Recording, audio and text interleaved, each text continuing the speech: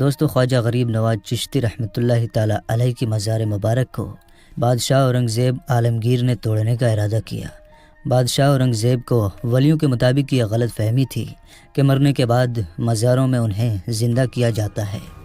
اپنی اسی وہم کو دور کرنے کے لیے بادشاہ اورنگزیب ایک روز غریب نواز کی زیارت کرنے کے لیے اجمیر شریف تشریف لے گئے، اور جب اجمیر پہنچے اور اجمیر پہنچ کر اورنگزیب نے اپنے کاجی سے کہا کہ چلو مان لیتا ہوں کہ غریب نواز اللہ کے ولی ہیں، مگر میں تبھی مانوں گا جب میں ان کو سلام پیش کروں گا تو مجھے سلام کا جواب ملنا چاہیے۔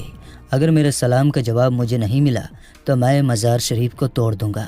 تو اورنگزیب عالمگیر جب مزار پر پہنچے اور حاضری دی، اور وہاں پر ایک ادنا سا شخص بیٹھا ہوا تھا، وہ شخص انتظار کر رہا تھا۔ تو بادشاہ اورنگزیب نے اس شخص سے پوچھا، اے شخص، کیا معاملہ ہے؟ تم یہاں پر کیوں بیٹھے ہو اور تم پریشان کیوں لگ رہے ہو؟ تو اس شخص نے بادشاہ اورنگزیب سے فرمایا، حضرت، میں آنکھ سے نابینا ہوں، یعنی میں اندھا ہوں، اور کافی عرصے سے خواجہ غریب نواز رحمۃ اللہ تعالی علیہ سے دعا کر رہا ہوں کہ میری آنکھوں کی روشنی واپس آ جائے، لیکن کوئی فائدہ ہی نہیں ہوتا۔ میں کافی عرصے سے یہاں حاضری دے رہا ہوں اور رو رو کر دعا کرتا ہوں کہ اللہ تعالیٰ اپنے اس ولی کے صدقے میری آنکھوں کی روشنی مجھے عطا کر دے، مگر آج تک مجھے کوئی فائدہ نہیں ہوا، یعنی میری آج تک کوئی حاضری اور دعا قبول نہیں ہوئی۔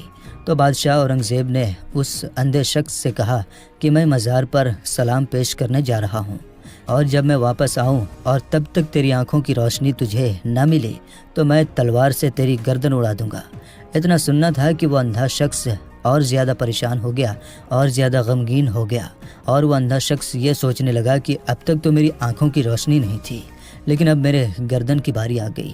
یعنی وہ اندھا شخص کہنے لگا کہ اب تک تو میری آنکھوں کی روشنی سے ہی میں پریشان تھا کہ میری آنکھوں کی روشنی نہیں ہے، میں اندھا ہوں، لیکن بادشاہ نے اب میری گردن اڑانے کی بات کہی ہے، یعنی اب میرا بچنا تو بہت مشکل نظر آ رہا ہے۔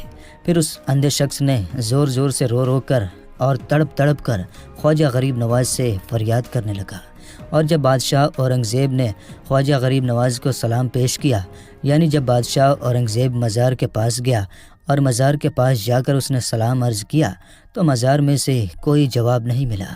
جب بادشاہ اورنگزیب نے ایک مرتبہ سلام پیش کیا تو جواب نہیں ملا۔ پھر بادشاہ اورنگزیب نے دوسری مرتبہ سلام پیش کیا، پھر بھی سلام کا جواب نہیں ملا۔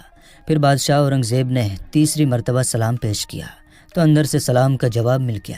یعنی سلام پیش کرنے کا مطلب یہ تھا کہ جب بادشاہ اورنگزیب نے السلام علیکم ورحمۃ اللہ وبرکاتہ کہا تو اس کے بدلے میں مزار شریف کے اندر سے کوئی بھی جواب نہیں ملا۔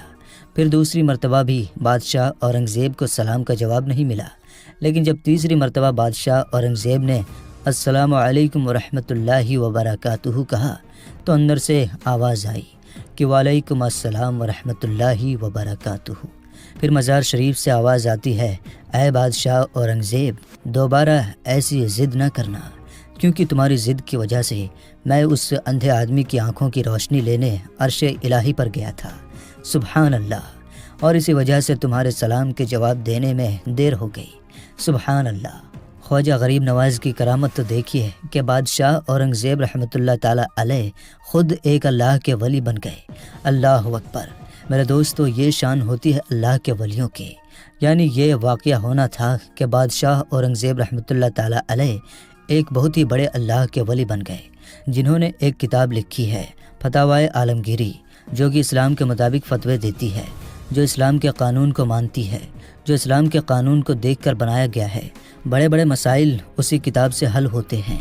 حضرت خواجہ معین الدین چشتی رحمۃ اللہ تعالی علیہ، القاب خواجہ غریب نواز عطائے رسول صلی اللہ تعالی علیہ وسلم کہا جاتا ہے کہ آپ کی ولادت سنجر، جو ملک ایران کے اصفہان شہر میں خراسان کے قریب میں ہے، 530 ہجری 1141 میں ہوئی۔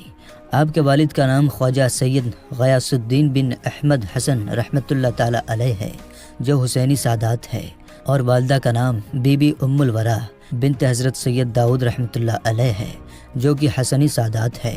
8 برس کی عمر میں آپ کے والد کا انتقال ہو گیا، اور 15 برس کی عمر میں آپ کی والدہ کا انتقال ہو گیا۔ حضرت خواجہ معین الدین چشتی رحمۃ اللہ علیہ علم دین 544 ہجری میں ایک بار آپ اپنے پھلوں کے باغیچے میں کام کر رہے تھے، تب حضرت ابراہیم کندوزی نام کے ایک درویش وہاں آئے اور بیٹھے آپ نے ان کو اپنے بغیچے میں سے انگور کا گچھا پیش کیا اور انہوں نے اسے کھایا۔ پھر مہمان نوازی سے خوش ہو کر اپنے تھیلے میں سے کچھ نکالا، پھر اس کو چبا کر خواجہ معین الدین کو کھانے کے لیے دیا۔ آپ نے خوشی کے ساتھ اس کو کھایا تو ان کے فیض و برکات سے آپ کے لیے علم و حکمت کے دروازے کھل گئے اور آپ نے اپنا سب کچھ بیچ دیا اور اس رقم کو غریبوں اور محتاجوں کو خیرات کر دیا۔ پھر آپ سمرقند اور بخارا کی طرف علم دین سیکھنے کے لیے روانہ ہو گئے۔ 544 سے 550 ہجری تک آپ وہاں حضرت مولانا نظام الدین اور حضرت مولانا شرف الدین کے پاس علم دین سیکھتے رہے۔ 550 ہجری میں آپ کی ملاقات حضور غوث اعظم رضی اللہ تعالی عنہ سے ہوئی۔ آپ ایک کامل پیر تلاش کر رہے تھے کہ آپ نے خواجہ عثمان ہارونی رحمۃ اللہ علیہ کے بارے میں سنا۔ 552 ہجری میں آپ ان کے پاس گئے اور ان کے مرید ہوئے اور عبادت الہی اور خدمت مرشد کرتے رہے۔ ایک بار خواجہ عثمان ہارونی نے آپ سے کہا کہ معین الدین نیچے دیکھو کیا دکھتا ہے۔ آپ نے نیچے دیکھ کر کہا کہ میں زمین کے اندر دیکھ سکتا ہوں۔ مرشد نے پھر کہا اب اوپر دیکھو کیا دکھتا ہے۔ آپ نے اوپر دیکھ کر کہا کہ میں آسمان کے اندر دیکھ سکتا ہوں۔ مرشد نے پھر فرمایا کہ میں تمہیں اس سے بھی آگے پہنچانا چاہتا ہوں۔ پھر 22 سال مرشد کی خدمت میں گزارنے کے بعد ایک دن مرشد نے پھر بلا کر اپنی 2 انگلیاں آپ کی دونوں آنکھوں کے بیچ میں رکھی اور پھر فرمایا معین الدین نیچے دیکھو کیا دکھتا ہے۔ آپ نے نیچے دیکھ کر کہا میں تحت الثری تک دیکھ سکتا ہوں، یعنی کہ 7 طبقے زمین کے نیچے تک۔ پھر مرشد نے کہا اوپر دیکھو کیا دکھتا ہے۔ آپ نے اوپر دیکھ کر کہا کہ میں عرش اعظم تک دیکھ سکتا ہوں۔ خواجہ عثمان ہارونی نے خوش ہو کر آپ کو خلافت عطا فرمائی۔ دوستو، ہم سے جہاں تک بن سکا ہم نے سرکار غریب نواز کی زندگی پر روشنی ڈالنے کی کوشش کی ہے اور آپ تک اس کو پہنچانے کی کوشش کی ہے۔ آخر میں بس یہی کہوں گا کہ اللہ تعالی ہماری اس کوشش کو اپنی بارگاہ میں منظور فرمائے۔ اللہ تعالی رسول کریم صلی اللہ تعالی علیہ وسلم کے صدقے میں اور خواجہ غریب نواز عطا رسول کے صدقے میں ہم سب کو پکا اور سچا عاشق رسول بنائے اور سب کے ایمان کی حفاظت فرمائے اور سب کو دنیا اور آخرت میں کامیابی عطا فرمائے۔ آمین ثم آمین۔ دوستو، کہنے سننے میں جو بھی چھوٹی بڑی غلطیاں ہوئی ہوں گی، اللہ تعالیٰ کی بارگاہ میں دعا ہے کہ مولا تو اپنے رحم و کرم سے اسے معاف فرما دے۔ مولا تو بے شک رحم فرمانے والا ہے۔ مولا تیری بارگاہ میں توبہ کرتا ہوں، استغفر اللہ ربی من کل ذنب واتوب الیہ۔ مولا اپنے رحم و کرم سے معاف فرما دے اور ہمیں ویسا بنا جیسا تو ہمیں دیکھنا چاہتا ہے۔